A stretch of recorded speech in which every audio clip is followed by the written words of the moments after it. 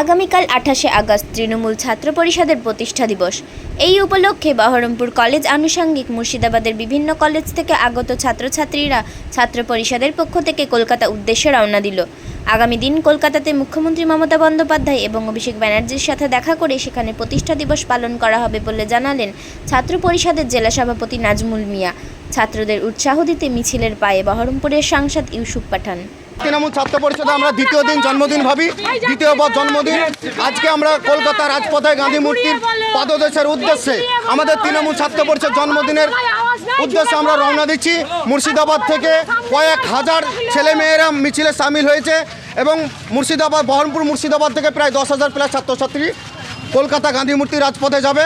নেত্রী মমতা বন্দ্যোপাধ্যায়ের উদ্দেশ্যে, অভিষেক বন্দ্যোপাধ্যায়ের উদ্দেশ্যে সেখানে যে বক্তব্য দিবে সেই বক্তব্য শুনে আমরা গ্রাম বাংলায় প্রচার করব এবং নেত্রী মমতা বন্দ্যোপাধ্যায় উন্নয়নের নেত্রী এবং যে ঘটনা ঘটেছে আরজি করে সেই ঘটনার পরিপ্রেক্ষিতে যারা এই ঘটনা ঘটিয়েছে তাদেরকে আমরা ধিক্কার জানাই এবং দোষীদের আমরা ফাঁসি চাই। আমরা এই বলে রাজপথে আজকে হাঁটছি। আমরা ট্রেন ধরবার কিছুক্ষণের মধ্যেই আমরা মুর্শিদাবাদ থেকেও আমরা সকলে চাই যে দোষীদের শাস্তি হোক এবং সিবিআই যেভাবে কেসটা ডিনাই করছে আমরা সিবিআইয়ের বিরুদ্ধে আমরা লড়াই করতে চাই এবং আমরা দেশের প্রধানমন্ত্রী তার পদত্যাগ চাই। আগামী দিনে মাঠে ময়দানে আমরা ছাত্ররা লড়াইয়ের মাঠে ময়দানে আমরা থাকবো।